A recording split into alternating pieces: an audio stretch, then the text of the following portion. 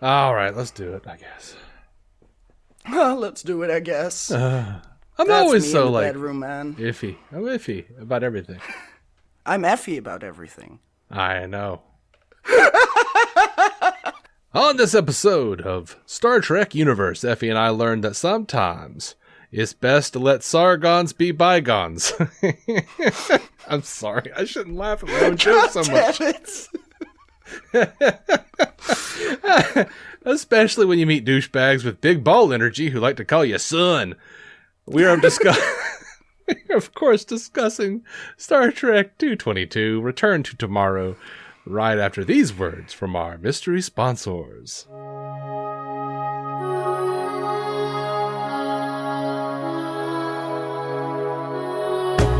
Welcome into Star Trek Universe. We are embarking on yet another classic Trek rewatch session. I am David C. Robertson. I have watched many, many times. And I am Effie Upholders, meaning I have only seen this the once. The once. I'm just doing the watching. I'm not rewatching shit. I can forget everything and I'm still not allowed to watch it a second time. It's a rough set of rules around here, people. Oh, no, you can watch it as many times as you want. Yeah, no, I'm aware, but that would cost me more time and effort. And I won't tell them. I mean, I'm just making the rules for myself, but then pretending I'm suffering under their rule. Okay. The rules rule. Right. We are so... It is early in the day for me, guys. Come on. It is late in the day. Well, it's not even late in the day for me. Like, I woke up like 7 hours ago. So... Could be worse. You have some hours to go. But I didn't get much sleep. Oh, well, me neither. So we're level on that in that regard. So we'll make it out. You're still in your 20s. Barely.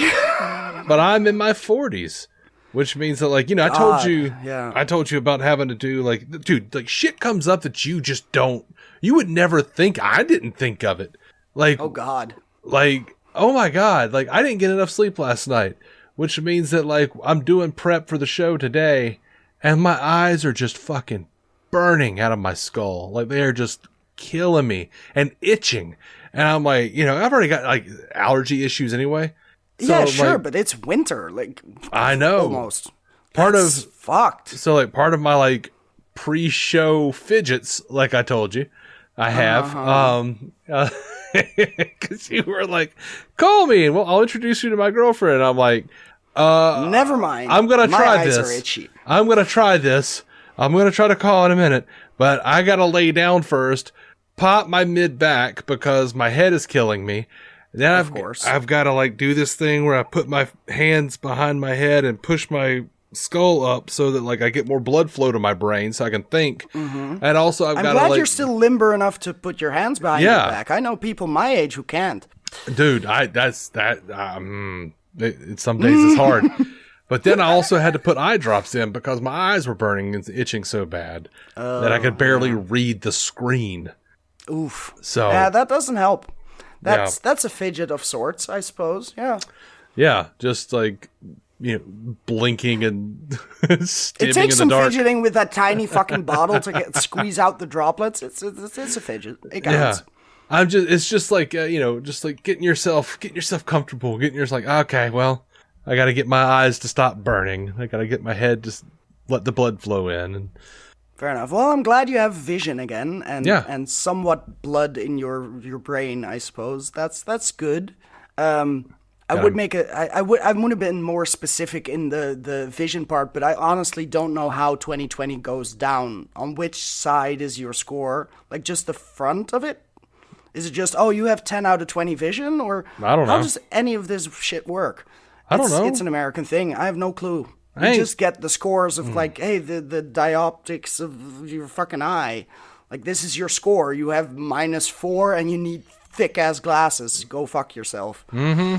But, I don't know. I have not been to an eye doctor since I was 13. So my version of this is I go into the Dollar Tree. Sort of see. I go into the Dollar Tree and I pick up the $1.25 glasses and I put them on until the words aren't blurry anymore.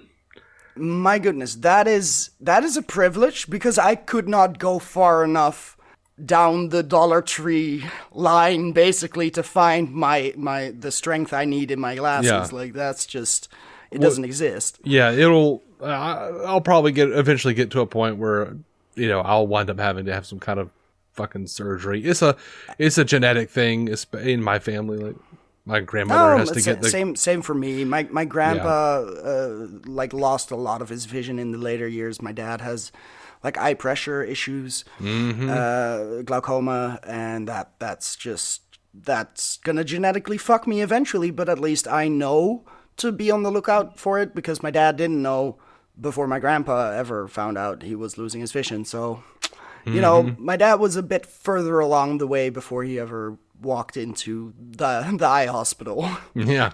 I told you about driving to, I think we're driving to Nashville to see Bright Eyes or Weezer, somebody play. And right. My sister's in the back seat. I'm in the front seat. My brother-in-law is driving. And my brother-in-law decides to, they were talking about eyeglasses because my sister's got eyeglasses on. And he's like, well, let me see what they look like. And he like puts them on. On the fucking road? On the road. He puts on my sister's. Motherfucker. He puts on my sister's eyeglasses and then goes, I can see leaves now. No. That's worse.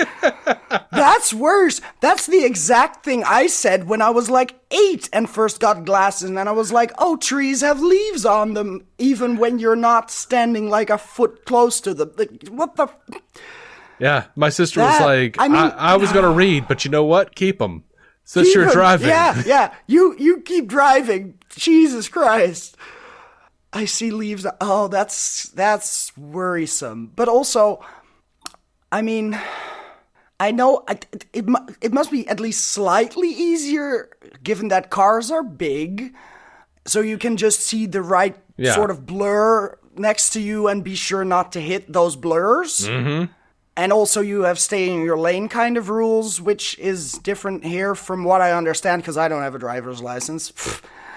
What do I know about traffic shit? I just know we switch lanes a lot more than in the US. That's about all I can tell you about our highway. I've sat in the passenger seat. It's a luxury. Yep. That's my privilege. I can't see shit, but trust me, I can sit next to you and, honey, you missed an exit. So that's my role. You're saying you are what we would call a passenger princess. Yes, indeed. I would probably also I might not be allowed to drive even if I wanted to, just because of like 3 kinds of psych meds. Oh, like that might actually impact the ruling against me. I'm like, I'm not sure you're allowed to operate heavy machinery. Do you see those labels on the little boxes with pills that say don't operate heavy machinery? Mm-hmm. No, I don't. I'm not wearing my glasses. Haha, tricked you, CPB. That's how I get through the DMV. But officer, this car is not heavy machinery. It's light as a motherfucker. Exactly. I can lift it with one hand. Am I allowed to drive it now? Again, Superhero Podcast is a different show. Maybe we should get to the synopsis. What was this episode about? Hey, the incredibly insufficient Memory Alpha summary. Telepathic aliens take over Kirk and Spock's bodies. That is technically true. Yeah. It is very short. Yeah. I'm sure there was some other shit that happened, but their bodies get inhabited. They get to do some acting. Yeah. Oh my. Really, it's kind of a mess of an episode, if you ask me. Interesting. I mean, it is in some ways, but also I did find it interesting to see them do some shit, like see them stretch their muscles as actors a bit, and writing wise, it's a bit forced, because it is very much an episode that's like, oh, let's introduce a woman and write an excuse around the concept of getting her to kiss Kirk. Sorry, just we need them to make out. I guess we're making them spouses, but like telepathically. Yeah. I don't think It feels like that on some level, but still, the emotional resolution at the end felt fine. It just. There seems to, at least it hints towards a lot of intricate dynamics within the society they come across, which felt like more world building than we occasionally get. Right. Especially because it leaves some of it open. Yeah, I think overall, like, I really like how they open it with, the hundreds of light years past where any Earth ship has ever explored. That's cool. Yeah. Eerie. Love it. Cool. Yeah, it'll take over 3 weeks for Kirk's logs to reach Starfleet. That's cool. Yeah, that gives you the realism of space is fucking huge and fucking dark, and you won't be able to instantly communicate. You're out there on your own. It's scary. And I do... It adds texture to the mission. I do love the idea that there's some ancient dead civilization and they may have seeded life on Earth. They may have seeded Vulcan. We don't know. They don't know. They don't know, because they were different people, of course. But, we sent some ships that way vaguely. Maybe they got there. Yeah. Maybe we're your gods. Maybe we're just douchebags. Who cares? I did laugh because the episode, Sargon tells Kirk in the teaser, I am as dead as my planet. Does that frighten you, James Kirk? For if it does... Ooh. If you let what is left of me perish, then all of you, my children, all of mankind must perish too. And then he never explains what that means. They get down there and he's like, we want robot bodies. That's it. Yep. And Kirk never said, wait, what was that shit about all of humanity fucking When you threatened dying? Our existence, no, I just mean I'm gonna give you a lot of really mythical, cool technology that you can't even comprehend yet, and that will hopefully prevent you from going the way of our society that did have this knowledge as well. Yeah. Now that I think about it, maybe you'll perish either way. I don't know. I just meant somewhat philosophically, you. I thought you're in a starship. Or don't you have some sort of spirit of adventure, and don't you have some kind of curiosity about yourself? I don't understand. If you kill our entire state of being, our very essence, then isn't your soul in a way also dead and gone because you let us perish? Is that not a spiritual perishing of your morality as humans? What even are humans worth if they kill planets they come across? I am stretching. I'm reaching hard. God. Yeah. Mankind shall die if you shrug at me. Oh. All right. I have shrugged a lot. And it was weird because it was he's like, no, I'm Sargon. I'm cool. You may go your own way. It's like a Fleetwood Mac song. And then they're like, well, we don't want to send Spock down there. And then all the ship goes fucking dead. Yeah, and it's just okay, they really want Spock down there. Okay, how about we let you go? Oh, the lights are back. So if we decided to just say subtle motherfucker. If we just decided to be like, fuck you, fuck your couch, we're gonna move on, are they gonna shut down the entire ship, or are we free to leave, or is that just a thing you say to make us not leave? Yeah, I'm curious. It's a weird episode, though. I get the feeling Sargon. Soft coercion. I get the feeling Sargon is supposed to be God, and Enoch is the devil. I mean, he's even in a pointy-eared body. How subtle. Yeah, no, I mean, they do keep pointing out that the pointy ears are a thing. Yeah. That are demonic to anyone who looks at them, and I'm just like, have you never seen over the course of the series? Yeah. I mean, Tolkien was out by this point in time. Come on. But yeah, pointy ears are no longer, but presumably just devil shit. In the United States... There's always been a satanic panic somewhere in the US. Bit, yeah. In pop culture, pointy ears means devil. They didn't the studio was scared to put him in the show. Yep. The whole thing. So we also have Sargon. He keeps calling him son and my children. He's talking about it his is very paternalistic. It is clearly a well, I'm not Heavenly Father, but I am your Father from heaven. Like how, right? It's on the nose in that regard. It's very clearly trying to make a point of that, of like, oh, maybe God was just some guy who came from very far away and had magical technology and, created us in his image.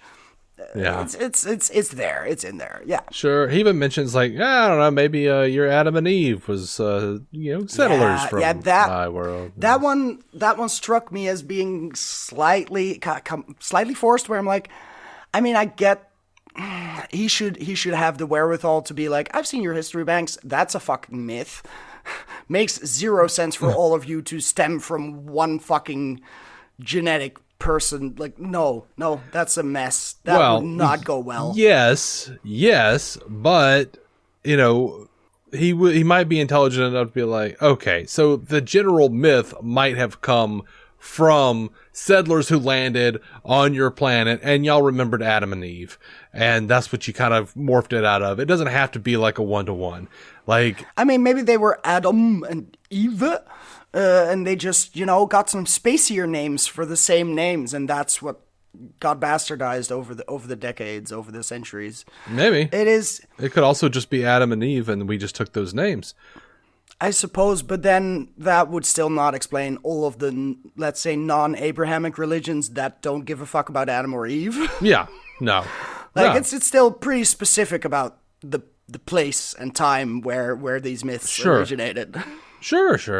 Everything is like, there's an old Twilight Zone episode where they literally like, it's like some dude an alien crashes on this planet, and he's roaming around, and he finds a woman, and they slowly become like, she's from a different place, and then of course they wind up being Adam and Eve. Like, their names are Adam and Eve, right? And, but like, I'm just saying, like, I think they're oversimplifying, and Sargon would oversimplify and just not. He is a patronizing dickhole that would definitely be like, "Oh, son, it's easier for you to understand this way." He might be patronizing in a dickhole, but at the same time, like, he was clearly the good guy. Yeah. But he's not.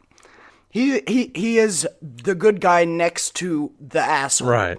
He's just kind of an ass. But going he's back, not evil. Let's steal these bodies and fuck everybody else. Yeah, going back. It's easy to seem like the good guy.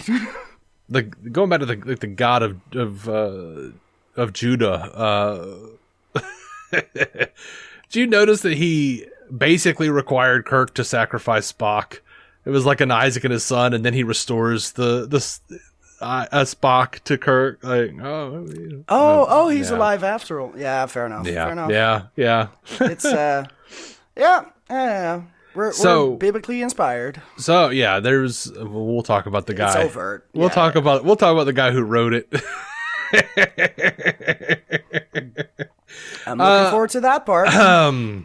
We'll get to that in a second. By the way, I do think it's interesting and kind of annoying that they did by any other name, where there are a bunch of aliens who like take over the Enterprise, and they've converted themselves to human beings, and now they're like, instead of learning how to be human in this episode, it's like, oh, they're remembering what it was like to be human. It's aliens going into human form again, but instead of learning to be human, now they're remembering what it was to be human. Yeah. They're just like, interesting. Oh, I like me some senses. Yeah, it's touchy-feely. It's aggravating that they did. They also aired them really closely together, not just produced them closely, but it's aggravating that those two concepts are a little similar. They're more similar than I would like. Short time after each other. I can see why they spaced them out in release order more than production order, but still.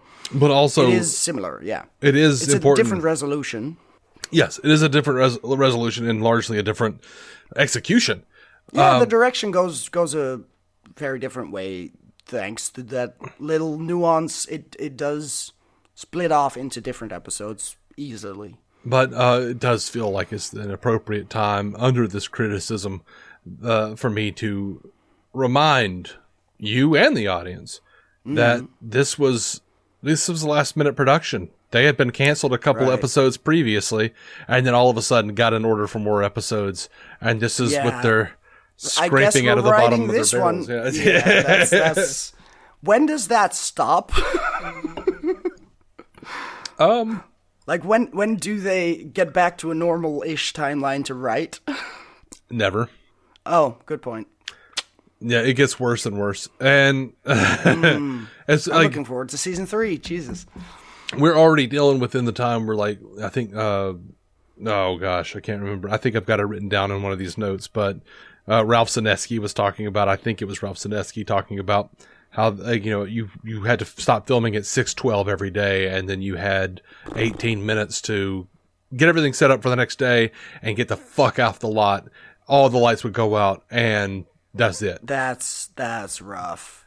They had guys standing there holding the plug, and at a certain time they pull it, whether you were in the middle of the scene or not. Out. Yeah, that's rough. Yeah, that's not a great condition to work in. No. Yeah, and you remember I told you, like, when they went from Desilu to Paramount, they lost a day, like a full day. Right. Yeah. You mentioned that it was just, that they just. Do it in 4 instead of 5. Go fuck yourself. Yeah. That matters. But, once Gene Roddenberry leaves and we're getting to season 3, it's like they have no money. They have no production time. They are cranking shit out. They're just doing whatever. I don't think I knew Roddenberry left midway through TOS. I think you just spoiled that for me. Good to know, though. I think that's how I remember it. We'll see. We'll make sure I'm right eventually. That's fair. But yeah, I remember he came back at some point. I wasn't sure. Well, yeah, for the animated series, and he tried to come back for the movies. He came back for one movie, and then they kind of scuttled him for the rest of the movies. Then he came back for TNG. That's what I remember, that he came back for TNG. But I was under the impression that he was scuttled during the movies, probably, and I wasn't sure if he'd gone and came back before that. Now I know somewhat. Yeah. All right. But yeah, I think this one it takes a little too long to get going, and then I feel like the ending is a bit rushed. Yeah. And I feel like we never. It feels like okay. So I know it's a bit of a switcheroo and say goodbye and awkwardness. I don't know. I don't know. I'm pretty good at picking stuff out on television shows that I haven't seen, but I've seen all of these so many times since I was a little, I don't remember a time when I wasn't watching Star Trek. So I don't know if I've ever acknowledged a time where I didn't realize that when Sargon was like, oh yeah, Hanok was from the other side, and I'm like, oh, he's going to be the villain of the piece immediately. Yeah.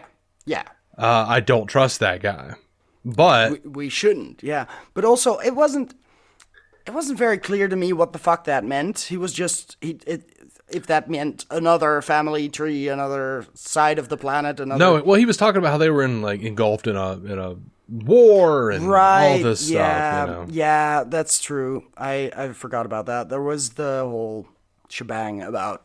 Well, we almost got rid of our entire society by ourselves, and then we saved ourselves just in time, which was clearly the peaceful side that overcame reason. But yeah.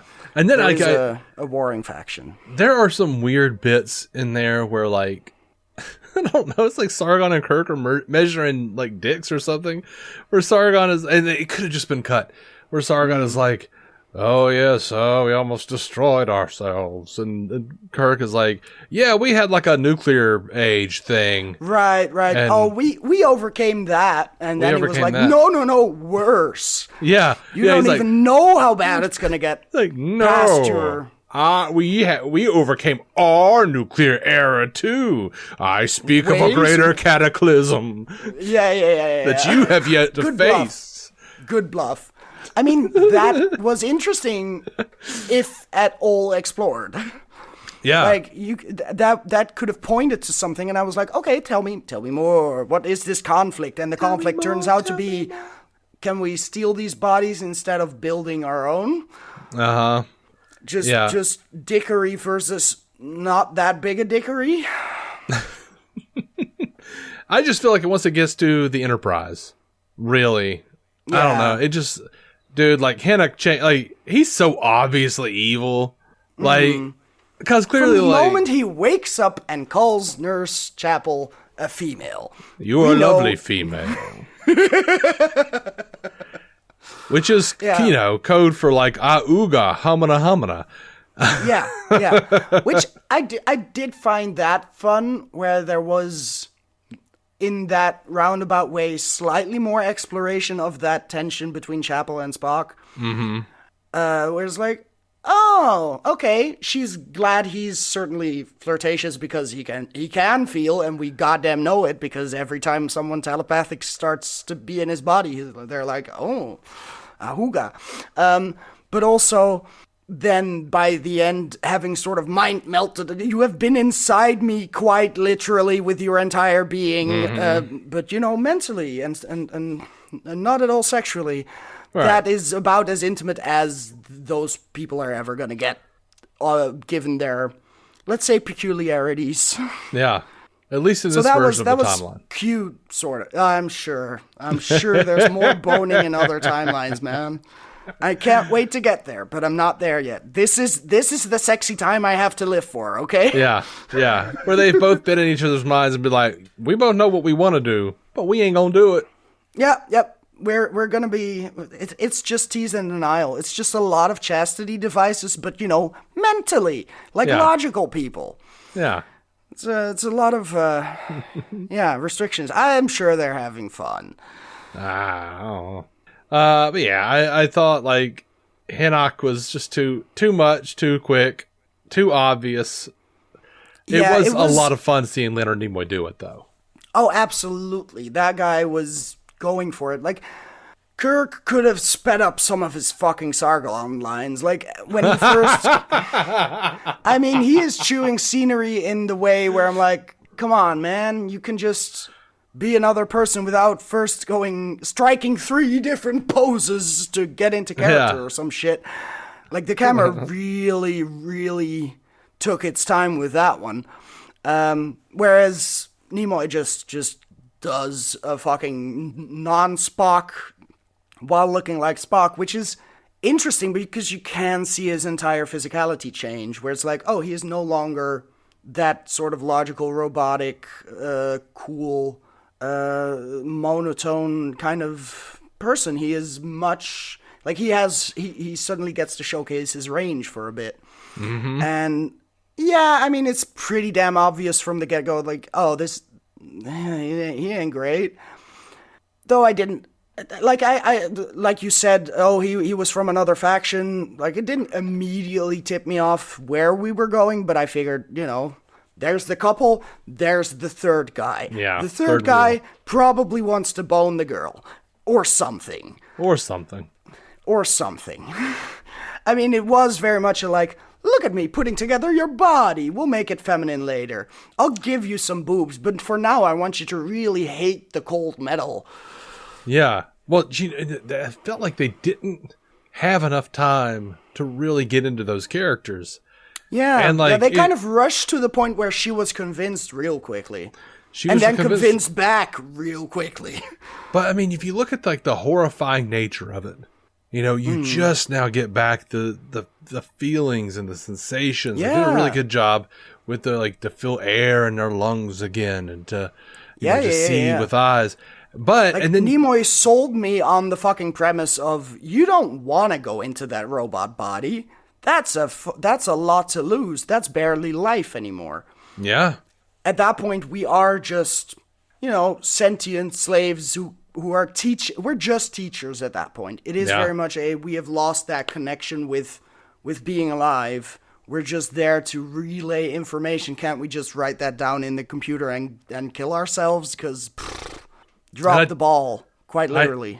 With his statement about Chapel, I do get the feeling that Hinnock was just like, okay, girl, I'm horny. Like, let's do something. Sure, but also, I feel like handsy.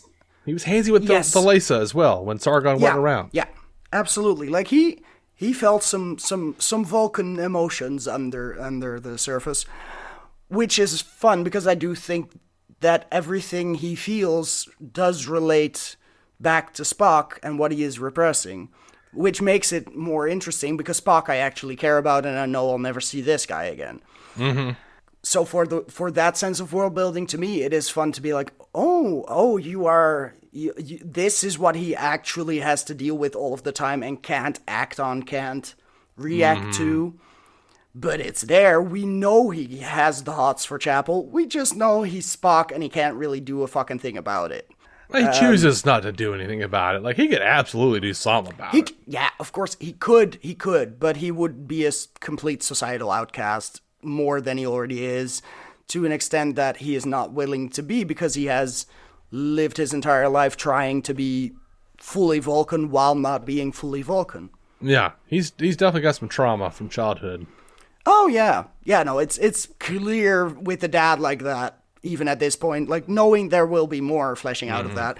But even just having met his parents, it's very much like, yeah, this is pretty much the kid who's been told, boys don't cry, don't tell your mom shit, just close yourself off, just turn inward fully.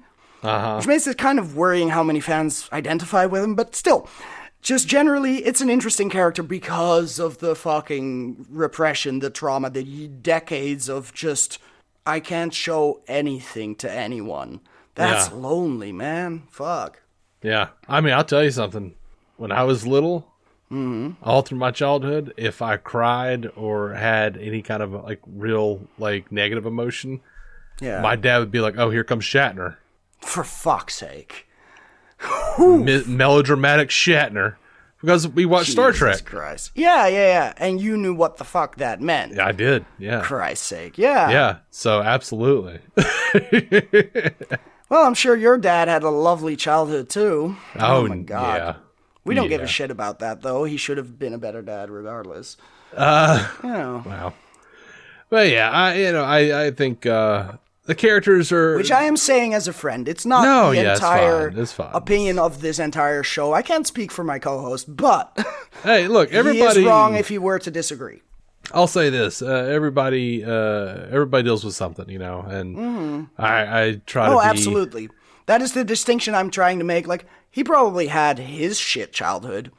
It's just... He did. That doesn't undo your responsibility as a parent. It's an explanation, not an excuse. That's sort of the difference I always try to keep in mind. I can empathize with basically everyone. Doesn't mean I always have to agree with their choices. Yeah, my dad and I have our issues.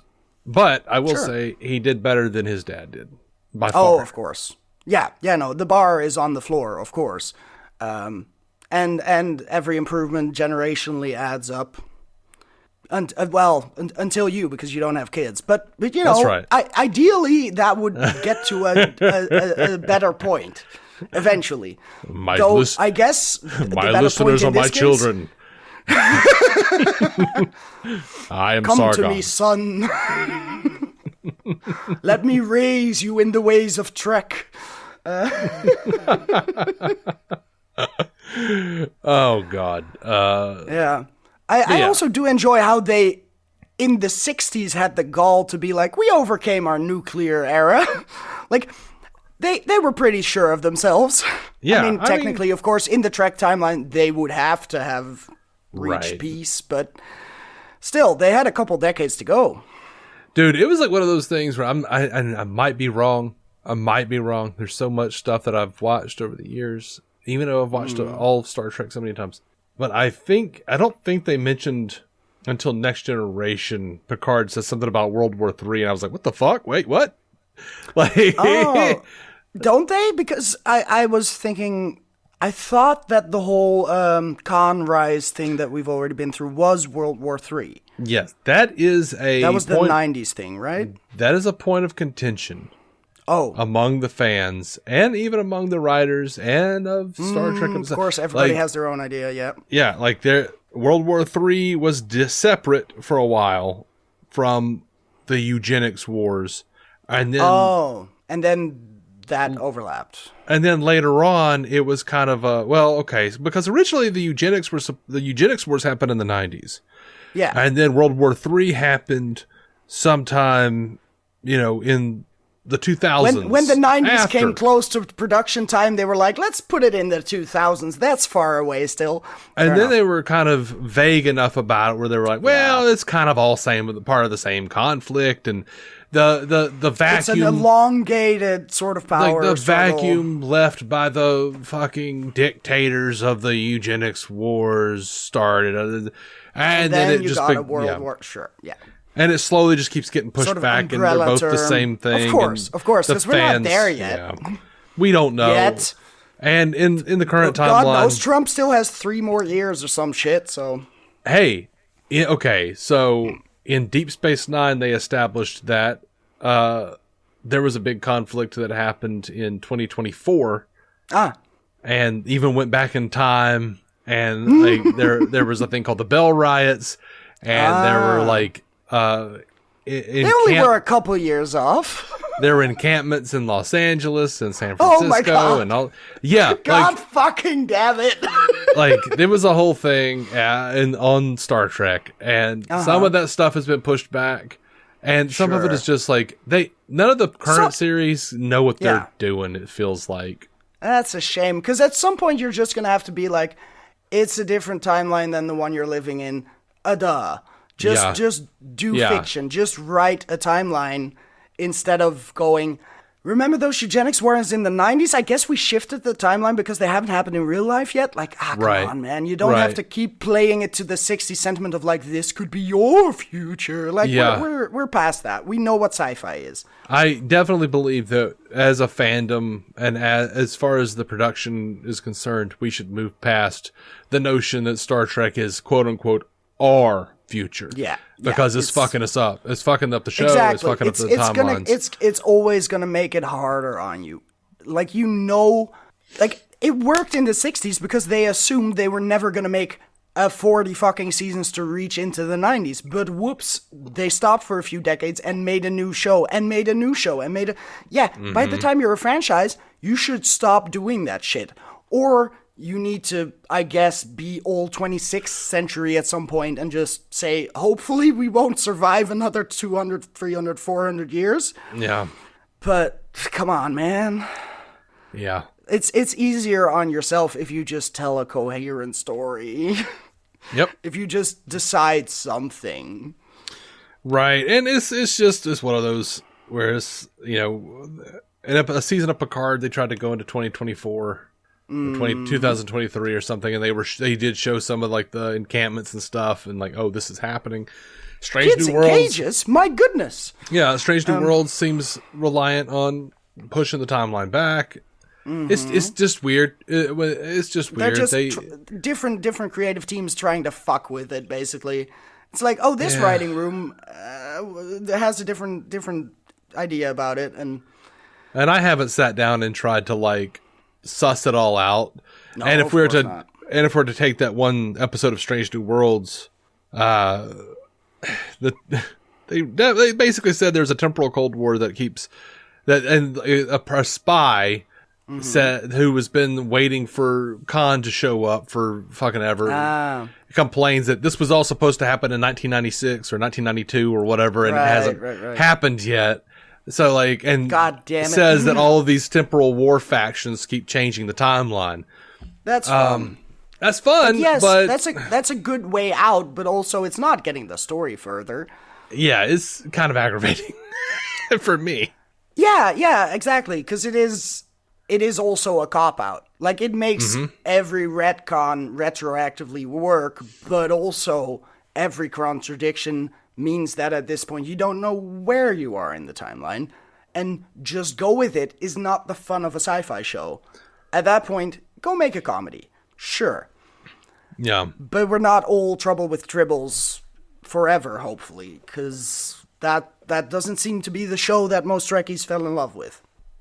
Yeah, I don't know, man. I don't know either, there man. are lots of schools of thought. Man. Look, man, and I go into like the... I'm sure there are. I go into like the Star Trek Reddits and I get downvoted, man. Like, people don't like my thoughts. They just want to be like, no, it's the same. It's the same timeline. No, fuck, it's not. But okay. What the shit?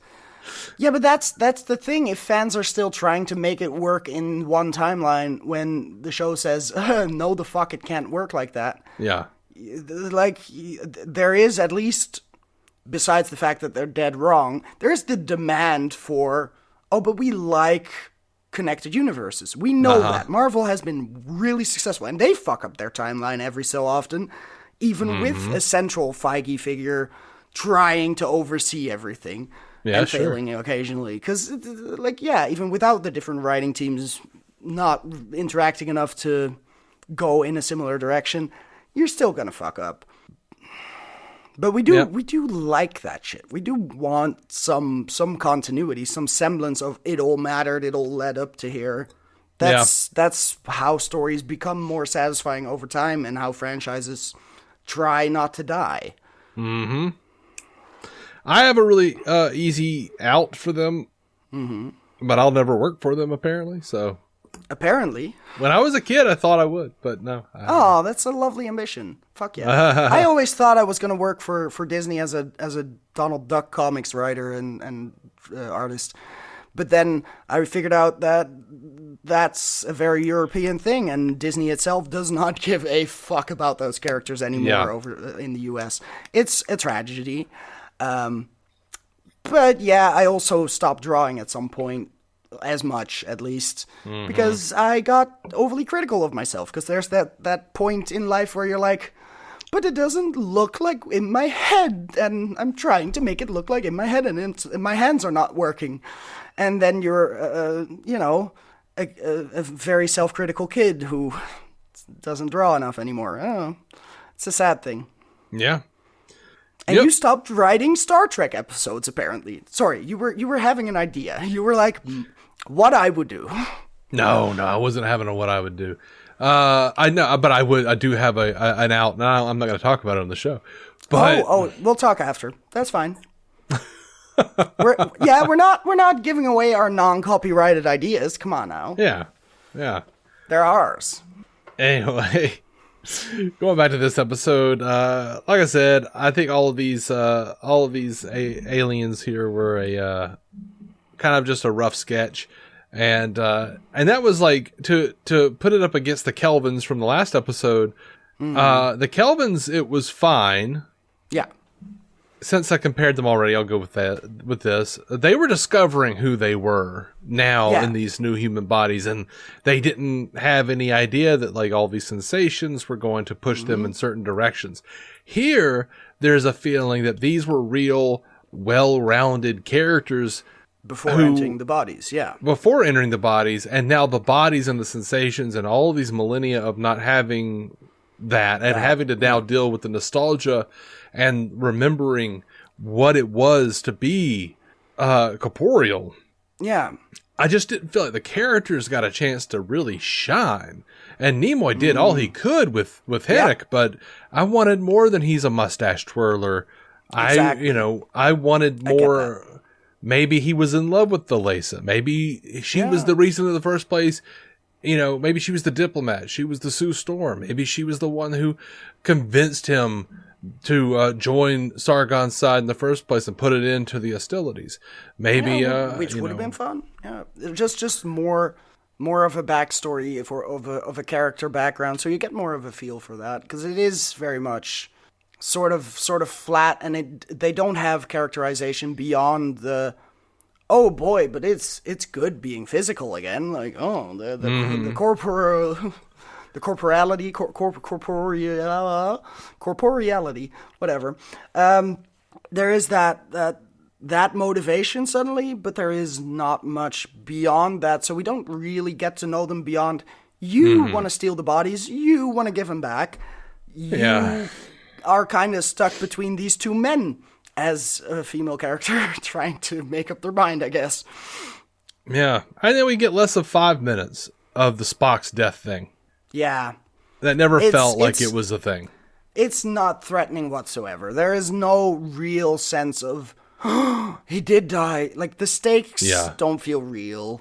There's no discussion, just cold, hard decisions to trick McCoy into believing so that, Hennick doesn't sense that anything's wrong. Exactly, and I don't feel like you can sense all of our thoughts being... It's said in the beginning, like, oh, you don't have to speak, we can tell. Uh-huh. But beyond that, it doesn't feel utilized often enough to be really set up. Like, it's like, oh, remember that we have this power, we need to be aware of that when we devise our plan. Mm-hmm. Which is basically everything. Oh. Yeah. So yeah, I overall, I think it was an episode full of interesting ideas and interesting setups that just never went anywhere. Yeah, I get that. The resolution is a bit quick. It's like, because we can presume that Nurse Chapel was able to inject Hanok because Hanok was only controlling her one personality inside her brain essence, whatever.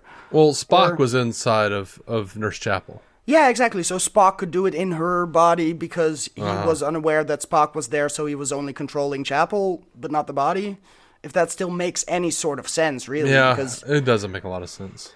It doesn't. That's why they hand wave it as quickly as possible. Like, oh, he's dead, he's alive again. Oh, they have to say goodbye, which was, like, they were acting. They were doing an emotional scene. Sure, good, fun.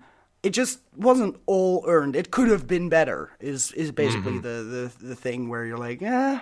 And I also, Nurse Chapel shouldn't have to say, oh, that was beautiful, when, like, if everything goes well, as an audience, we're saying, oh, that was beautiful.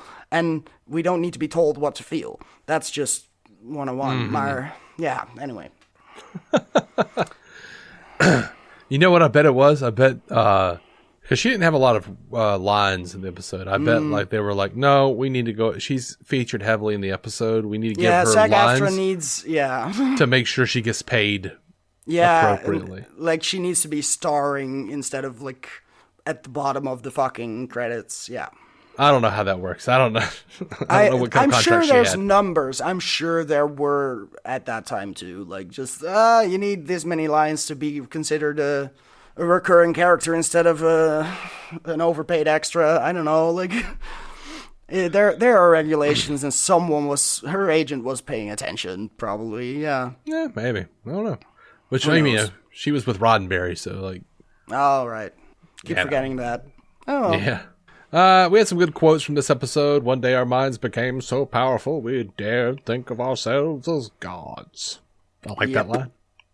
It's a neat line, but also it immediately, like, to me, that's warning lights of like, that seems like y'all went off the rails. Should I trust you as benevolent? No, you're just arrogant. This seems weird. Yeah. Well, you know, this episode it is also in the context of the decline of the society, of course, but still. Mm-hmm. This episode had it's a pretty famous speech from Kirk in the Star Trek mythos. The risk is our gentleman, or the risk is our business. I don't know where I got gentleman. Risk is our business. It's what the starship is all about. It's why we're aboard her. Yeah. Yeah. Pretty famous speech.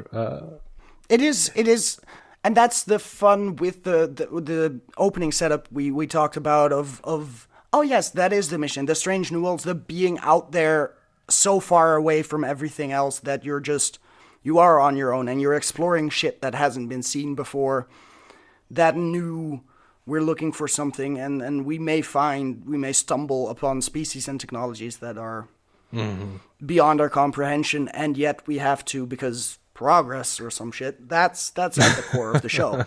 But yeah, that's the risk they're taking every day. Yeah. Yep. I enjoyed the I will not peddle flesh. I'm a physician. A physician, in contrast to what we are. You are a prancing savage medicine man. Ho, you were called a brown person just now. What? No, I'm sorry. It's just medicine man immediately evokes the whole haha, you're still a savage, but there is that sort of Orientalist dimension to like, oh, you're a native physician, not like our evolved white technological scientific. Like there's a in the word choice there is that sort of undertone where I'm like, savage is never a great word. But the point stands because it is very much but at the same time, McCoy has an entire point there where it's like, yeah, I'm not in the business of trading bodies and ignoring the fact that I'm technically killing someone. Mm-hmm. But yeah, it is very much a dig where it only speaks to her, her having gone over to the Hanok side of, we are so advanced, we are so much better, we are more important. That it is very much it's not even patronizing anymore. It's just denigrating. Yeah, sure. But it's well put. Yep. Peddling flesh. See, this was an episode that was originally outlined. The story outline was by John Dugan, and then there was a revised story outline by Gene L. Kuhn, and then the first draft teleplay was Dugan, and then Gene Roddenberry got a hold of it. Of course. Writer John T. Dugan wrote the original script of the episode after he had read an article about highly sophisticated robots, or as I like to pronounce it, robots. Robots? Ribbit? Yeah. In his original draft, Sargon and Thalassa continued their existence as spirits without bodies, floating around in the universe. However, Gene Roddenberry, who did an uncredited rewrite on the script, changed the ending to the aliens fading out into oblivion. This led to Dugan using his pen name, John Kingsbridge, in the episode's credits. A devout on Catholic. I'm on this one. I'm just on Roddenberry's side because it's bullshit to be like, oh yeah, they were stuck in balls for eternity, but now they can just float around and be bodiless. Like fuck off. But Dugan, you need some stakes. Dugan was a devout Catholic, and he says that line totally went against my philosophy and cosmology. I didn't want to be associated with it. The oblivion idea is Roddenberry's philosophy, not mine. That might be a small thing, but I have a reputation and a philosophy, and everybody who knows me knows what I stand for. I certainly don't stand for oblivion in the afterlife. When you write a script, you don't expect to have your worldview changed by a producer. The rest of Roddenberry's... kind of should. Yeah, you probably should. The rest of Roddenberry's changes were all trivial. The big thing was the change of the episode's philosophy. It is an incredibly stupid... That is so high horsey. Come on. In my opinion. It is very much like you are fixating on the word oblivion. You could have changed it to fucking death and you would have been fine. Because apparently whether or not there's an afterlife is a discussion for off screen, for not in the writer's room, you know? Like, fuck off. Like, just take it as they're dying. They're choosing not to exist anymore in that body. Whatever. It's I'm sorry, man, but U.S. Catholicism has some weird takes sometimes, most of the time. My God, it's different from how I was raised. Let's put it that way. Not that U.S. Protestants are not, out there, because they are. But my goodness, both have different flavors of, let's say, theofascism. Sometimes it's interesting. Well, it was as someone who was raised Southern Baptist and whose friends were all Southern Baptists for a long time, when I would try to write within the context of being those, of that path and of that belief, I would have friends who read my stuff and would just shit on it. Like, oh, you can't say this. You can't say that. Well, I don't know. You're not allowed to make art in this. Yeah, fuck off. And I'm like, motherfucker, we both watched Star Trek together. Why are you it would just be that kind of thing. And it's like, well, no, but you're supposed to be this and you're saying this. And I'm like, it's science fiction. We can enjoy things that atheists make. We just can't make things that other people would enjoy because we're not atheists or some shit. Right. So like, it was blasphemy or at the very least sacrilegious to even imagine anything. Right. To imagine or suggest that anything would be outside of biblical canon in your own fictional work. And even though it is fiction. That's how literature works. But you can't read books outside of the Bible, presumably, because that doesn't always add up. Oh my. Yeah. So anyway, I love it when people try to censor other people's art and what you can and cannot consume or create. It's delightful. It was a big part of why I stopped writing a long time ago. Fuck those friends. Go write. Oh yeah, that part. That's where we're at. Yeah. Well, not necessarily fucking the friends. You don't have to fuck them. I don't. I think there's only one. I think there's only one who is still a Christian anyway. I mean, whatever. That means all of the rest, those heathens are now quite available for fucking outside of marriage. So, just saying, I don't suggest doing that. Yeah, none of that is of interest to me. No, I'm well aware. Just making it awkward. So, Dugan's original outline was approved by NBC program manager Stan Robertson on 15th of May, 1967, with the conditions that, quote, the highly cerebral portions of the story would be eliminated and the complex nature of the plot would be materially simplified. Well, that's shit. Robertson. Hey, we don't want an interesting story. Come on now, dumb it down. Throw some action in there. Robertson also found Sargon's speculation about your own legends of an Adam and Eve for two of our travelers to be sacrilegious and offending to Christian viewers. Hence the line by Anne Mulhall stating that our beliefs and our studies indicate that life on our planet Earth evolved independently had to be inserted into the script. Okay. I mean, which is also funny because you were so blasphemous as to suggest Adam and Eve were not, God's perfect creation. We need to throw in an atheist scientific approach to cure the blasphemy. I am glad Christians are consistent. That is one of their greatest strengths. I was going to say it was interesting because that could mean that could be seen to mean our beliefs and studies indicate that life on our planet Earth evolved independently, i.e., God created life on planet Earth, and that's how we got there. But by the 90s... They used the word evolve. I know. But Darwin had written a book by then. Here's the thing, though, is that for me personally in my life, down here, evolve does not mean that it was not you could created take by it God. As there was Adam and Eve and they evolved into whatever. Sure. Right. And there even became a weird place in Christian society here where it was like, well, you have to be careful with your language. You have to say, God created a thing and then that thing adapted. So you could say adaptation, but if you say evolution, they get mad. Like, no, not man didn't come from no damn ape. So you can't say evolved. No one said evolved. Evolution worked that way. Like apes, go fuck yourself. The apes did not adapt into us. Something adapted into both apes and us. Right. Go fuck yourself. Anyway. So, I'm just saying, like, there were certain triggers that would get certain responses around here. Yeah, and I think it's funny that in the 60s they said evolved. Okay, well that they were of a higher literary understanding where they could say like, oh yes, that just means that something happened independently on Earth, and that's where life came from. Yeah. But like in the 90s. When I was growing up, if you said evolved, fuck That's you. That's a trigger word. That's a trigger word. You don't say that shit. Yeah. We're in the South, goddammit. Yeah. Did I say goddammit? Oh, my. Yeah, Bless you did. your heart. Anyway. How dare you? How dare I?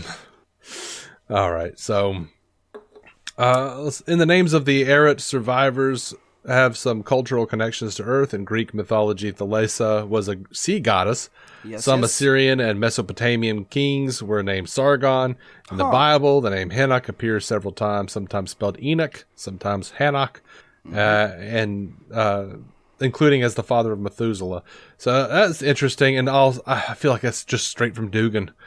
That was like him weaving a bunch of... I'm a Catholic. Yeah. I'm militant about this shit. Let me write some... Yeah. The name of the planet itself...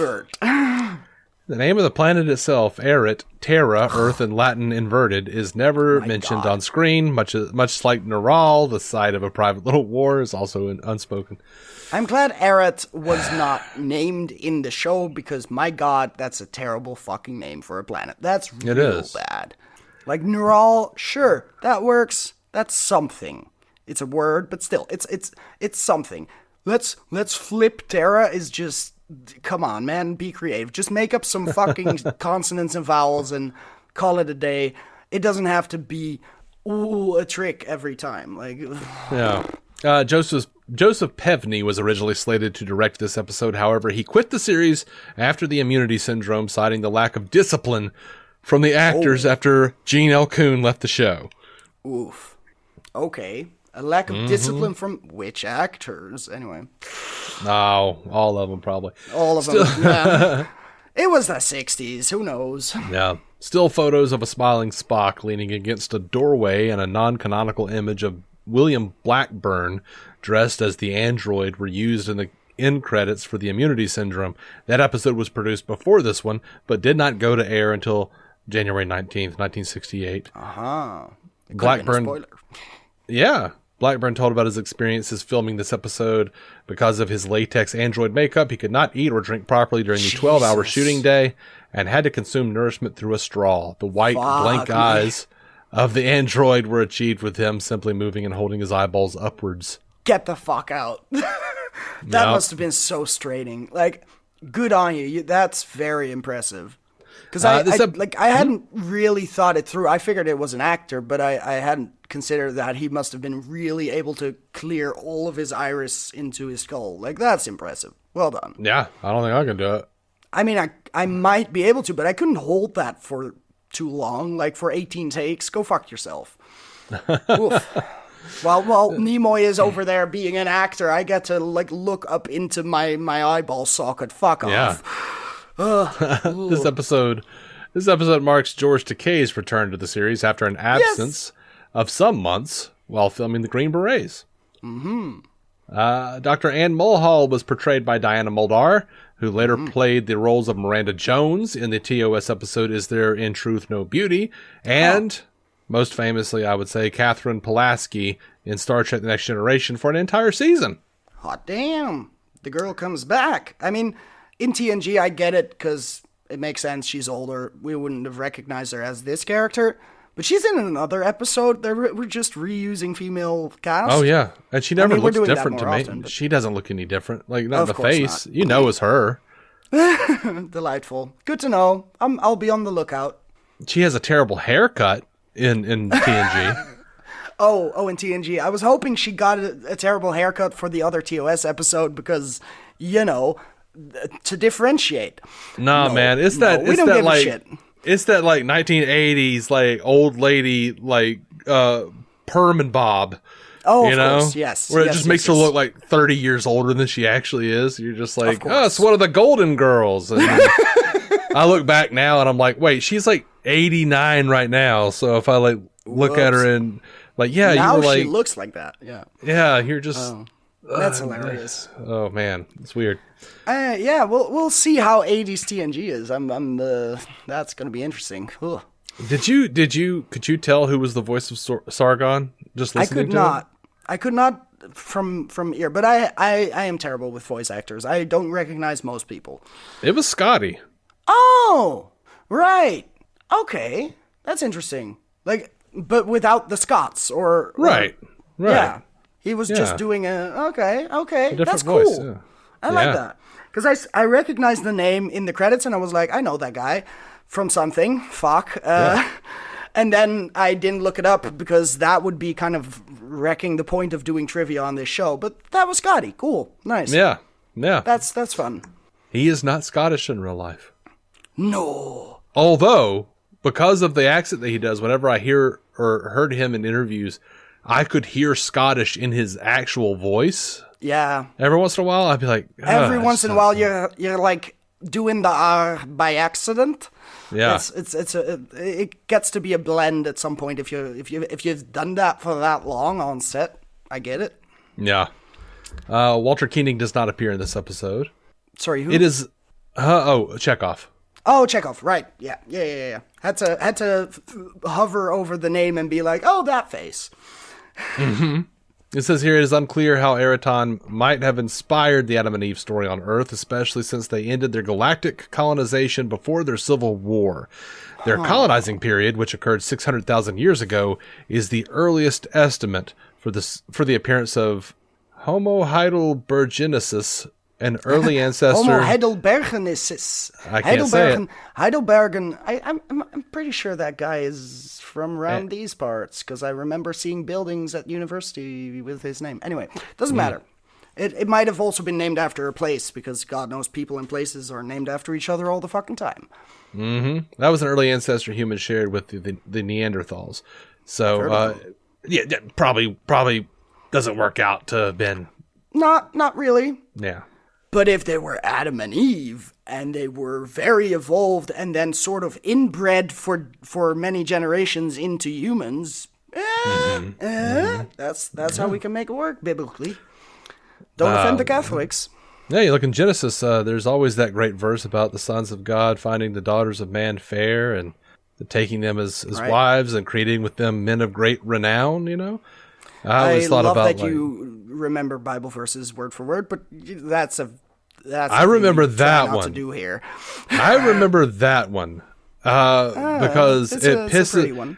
I remember. Well, no, I like it because it pisses Christians off. Yeah, of course, that's the best kind of thing to remember. To be like, okay, but what about Leviticus? This one. Well, this is the reason it pisses them off. But it pisses them off because I say, hey, you know this. You know what this sounds like, right? No, right? It sounds like the Greek gods. Yes, that's fun. It sounds like a pantheon. Sounds polytheistic. Sounds like they're making demigods. Like yeah, they're just making some Heracleses. Heracles? Anyway. And it's not necessarily that I don't want to piss anybody off. It's just that, you know, I think one of the most interesting things is how when you look back at even religious texts in terms of history, there are lots of gaps that are filled in by other texts. Is overlap. That are pushed out. We're like, oh, we don't consider that right. And I'm no, that's interesting. Apocryphal. Yeah, but I'm like, but this is interesting because this leaves out this section and this has that section. Yeah. So like, why is this canon sacred, and why are other takes from around the same time somehow a bullshit when this was written by other guys or the same guys? We don't fucking know in every case. Yeah, like what was inspired by what, and what was the truth behind the inspirations? Like that. Yeah, there was just a lot of oral tradition that blended and changed over time, and that's fucking interesting in every mythology, in every literature, in every sort of canon. Now, pissing off Christians is also just that's a cherry on the cake. That's just a hobby. Yeah, fair. That's a bonus. Some of them just. They're asking for it. If you're that easily offended, your faith is easily shaken. Let's put it that way. Right, and you know, I don't want to hear it. Ugh, I mean, come on. It's just the lack of curiosity pisses me off. Like the right. Like I know far more about Christianity than some of those Christians know about science, and vice versa. Atheists or Christianity. Like, I don't want to know shit about this. Yeah, go fuck yourself. Yeah. I mean, you know, it's just, it's maddening. The lack of curiosity, the lack of, like, the way that a lot of Christians and a lot of religious people in general they create their own superstition based on their faith to the point of, like, they have no interest in expanding their knowledge of of what is supposed to be their own faith. Yeah. Because, I don't want to question anything. No, exactly. It becomes more dogmatic, which was, I believe, the problem before the whole schism between Catholics and Protestants. But you know, there is just zero interest in other people's perspectives at a certain point where you're like, man, if you're that easily gonna be convinced by the devil that all of it is bullshit, then maybe you're not all that faithful to begin with. Like, come on. It's a shame that there is that disinterest because, like I said, there are people of my generation who were raised by atheists and just don't know shit about any of the big religions, to the point where I'm like, how do you engage with art or literature at university, especially when you don't know shit about any of the Christian imagery that keeps popping up in everything, not to speak of Judaism or Islam, for that matter, which is closer to most Christians than they fucking want to realize, because you have more in common with them than you do with some atheist who should not talk about his evolution shit. Like, I don't know, man. Well, I mean, I mean, also, not to hammer too hard on Christians specifically, because it just happens to be a prominent faction with power in the U.S. specifically, and the Western world more broadly, but. I've had a lot of atheist friends who like if you bring up anything and you're like talking about the context of something, like a movie or a book or something, and it's or artwork that is very obviously contextualized through Christianity, they cut you off and say, well, I don't believe in that. And I'm like, I don't give a fuck. You don't have to believe it. It can be fiction. It's a story structure. It is the context for which this art should be understood. Yeah. Like, I'm always happy when you bring up something biblical I hadn't realized yet, because, sometimes I'm like, oh, right, that was in there too, and I missed that name, or whatever. Yeah. Some references are really fucking obvious, but not all of them, so sometimes it's good to have more context. It's fun to know more about the thing you're discussing.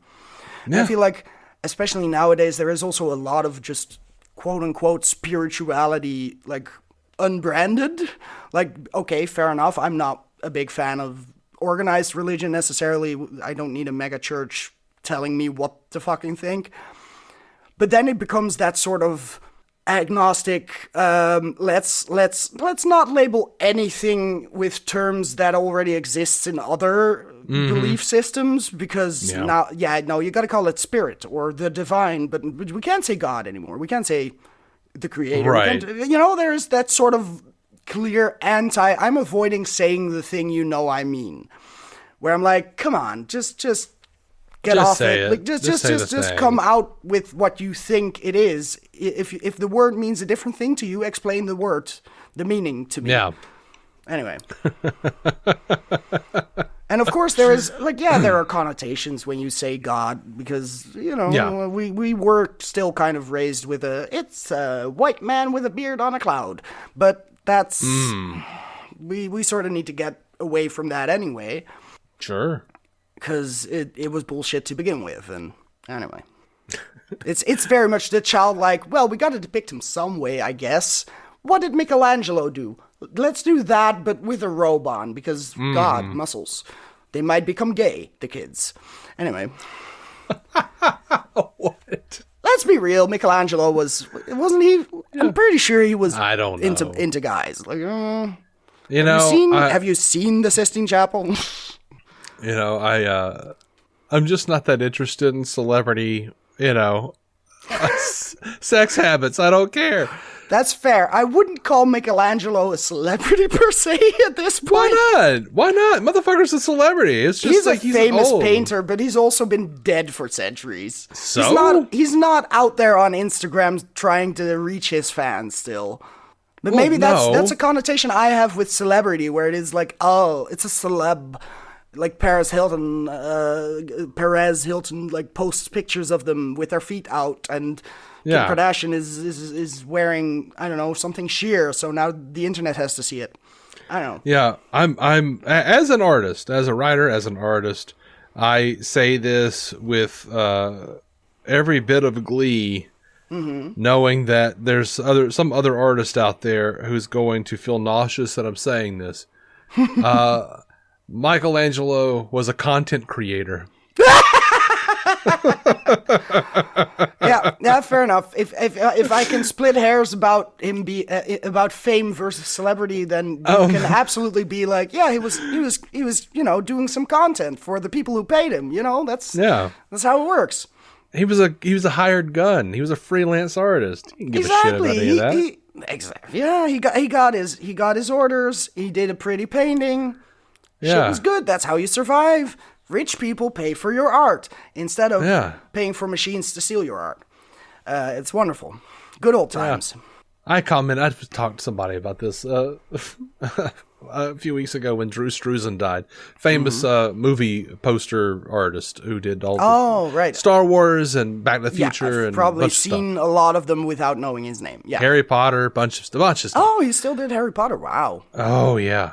Ton of stuff over the years. But, someone was like, it really bothers me, looking at his work now and having heard the interview where he said that he doesn't care about any of that stuff. He's, that's not anything that he's interested in. He was just like a hired gun on all of that. Yeah, he wasn't a fan of the thing that wasn't out in theaters yet. Why would he? He just contributed to culture. Go fuck yourself. And I'm like, so if money was involved, then it's not art? Yeah. It's not art? Bullshit. Like, if you have to live off of it and you're not doing it for the pure love of the exposure, I guess, then you're a fake artist. Go fuck yourself. Artists need to eat. Dude, pay them what they're worth. Artists love to create arbitrary rules for what makes a true artist. If you haven't been starving trying to finish that first draft of your novel, are you even a novelist despite having, published a novel? That's not how that works. Like, yeah, you got paid to do it. Good. You should be paid to do it. Yeah. It tends to motivate people to actually do it, by the way. I saw a different person say, I'm glad that you're getting published, but how many compromises did you make? And I moved on. I did not want to read any of the responses. I didn't want to know how far it went. I muted that person and moved on. I couldn't handle it. Compromises. Like, what the fuck do you think the publishing world is like? Like, the compromises are, kill your fucking darlings because this book is too long. Or, hey, editor says this is a shitty sentence. Fix that sentence. Right. You're getting help. That's not the same as being like, well, this is very political. Like, if they were like, well, there's too many gay people in this novel, we're not publishing it, they wouldn't publish it. They wouldn't then say, take out the gay people and we'll publish it. That doesn't work. The world doesn't work like this. And at the same time, especially in publishing, it's bullshit that you have to sort of finish a fucking manuscript on your own time, I guess, by breathing air and eating a lot of ramen or something before you ever get the chance to be paid. Like, it's hard to say, even like the entertainment world we're talking about. You have spec strips, you have outlines, you have pitches, you have, we want to see your voice. That's a lot harder with writing a book if you're nobody, basically.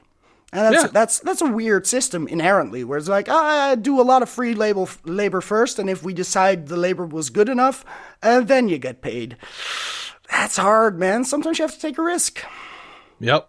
It's not exactly fair, but hey, it's fucking late stage capitalism. None of it is fair. Mm-hmm. Good luck, guys. Good luck. So this is the second time a reference is made in Star Trek about the Apollo moon program after Tomorrow's Yesterday. Yeah. Filmed a year and a half before the first lunar landing. Kirk rhetorically asked McCoy in the episode, do you wish that the first Apollo mission hadn't reached the moon? Whoops. The first manned Apollo mission, Apollo 1, intended to be a test flight of the command and service module in Earth orbit only, never flew since a tragic fire claimed the lives of 3 astronauts. This happened on January 27th, 1967, months before the script was submitted to the production team, and a full year before the episode aired. The first Apollo mission in which astronauts orbited and technically reached the moon was Apollo 8 in December of 1968, 10 months after this episode aired. However, the Apollo 11 astronauts were the first to reach the moon by landing on it July 20th, 1969, after Star Trek was canceled. Kirk's next comments about going on to Mars and then to the nearest star seem to suggest that he is referring to the Apollo 11 lunar mission. That's one of those things. It was a good guess, basically. Like, I didn't take it as the first one. Like, we all know Apollo 1 wasn't the one, but that speech was true when he said it, but because of the temporal wars in Strange New Worlds. God damn it. It was Apollo 11 after all. Yeah, no, okay. Whoops. Fine. It took us a bit longer. The comment about going on to Mars and the next star, that was, sort of inspirational, like hopeful in a way where I'm like, I want to watch For All Mankind again, because it is a thing where it is a shame that we sort of stopped most of NASA shit funding over the decades. It's a darn shame. It would have paid for itself by now. Mm-hmm. One of the fiberglass globes was reused later as part of the Romulan cloaking device in the Enterprise incident. I'm looking forward to that. And for M4 in Requiem for Methuselah. These are old words to me. I know, yeah. I'm looking forward to the words. Yeah, exactly. We'll get there. They stand for one of the The stand for one of the globes was later turned upside down and used as a piece of technology on Atos's desk in all our yesterdays. All of them. The episode, all of them. The episode features colorful backlights on the Enterprise sets, mostly green and purple, which were not used since the early episodes of the first season. Huh. I didn't notice, but it sounds cool. Oh, yeah. I stills that showcase this. There were those really green walls in the meeting room. That was troubling to a certain extent, where I'm like, okay, this is just very in my face. But other than that, the purple I don't really remember. But cool. Yeah, I remember the greens and the purples in early early season 1. Right. It does very much look, when Sargon is like leaving, or Sargon or whoever, they're leaving the bodies and it goes purple. Mm-hmm. Oh, like those lights, all that. Yeah. Fair enough. Cool. They're doing something interesting again. Like lighting and cinematography is fun to pay attention to. Let's see. John T. Dugan, the writer, earned a Writers Guild of America Award nomination in the category Best Written Dramatic Episode in 1968. Oh, I thought he used his pen name, motherfucker. I know. Oh, yeah, and there's like a whole thing where I was annoyed with him, where he was mad. He complained about like Roddenberry's name was on it on like the VHS cover, but then like on the actual episode it had his name, but then if you look at this book it had Roddenberry's name. It's only the episode. Jesus Christ! Jesus Christ! That's how showrunners, creators, like, they get a different credit. Go fuck yourself. What the fuck did you expect? Well, I don't know if it says written by Gene Roddenberry. I don't know. Maybe, but he did some writing, I guess. I don't know. What aggravates me... It's weird. What aggravates me is he took it to arbitration, and then he didn't like the line cut, so he did a pen name, and then he wound up going and being mad and complaining about like different adaptations having Gene's name on it instead of his name, and I'm like, motherfucker, you didn't want your hand in it. You said that numerous times. Yeah. You didn't want to be associated with it because of your stop your Christian being a dipshit whatever. Now that it's popular. Like it's successful, and now I do want to be associated with it. Come on, it's a really good way to never be hired by that show again. Yeah, Christ's sake. Director Ralph Sinetsky, who, by the way, we just lost. He was the last living director of the original series, and he died like a week ago. Shit. I'm sorry. He called this episode The Huge Ping Pong Balls. Wait, he was 102? Yeah. Jesus. Sinetsky man. He also described this episode as about which the less said, the better. I didn't hate it that much. I feel like we've seen worse. Yeah, I've seen worse. Oh. It wasn't the worst. But there were huge ping pong balls. Fair enough. Yeah. That's all I've got on this one. That's fair. Are you good to go? Move on? I think I am. Okay. Yeah. We've been talking for a minute. Yeah. We've thoroughly scraped the Fermunda cheese from under the foreskin. Indeed. All right. So this next is why time people are circumcised. So we don't have to do that. I'm so thankful they circumcised me, man. Like, everything I hear is terrible. But then when I finally was circumcised, they took a lot with them. Yeah. So, you never know what you're going to get. Well, as I understand it, Trelane still has it on his mantle. So I've heard.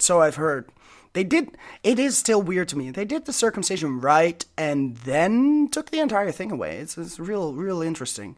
Yeah. It's a good looking, trophy to have on your mantle, though. Yeah. Look it up. Yeah. Next time on our classic Trek rewatch, Effie and I find ourselves in another Earth history contaminated culture, as a matter of course, with space Nazis, space Jews, and patterns of force. Until then, Joe Lontrue, live long and prosper, and of course, eat a dick, people. Eat a dick, especially the space Nazis.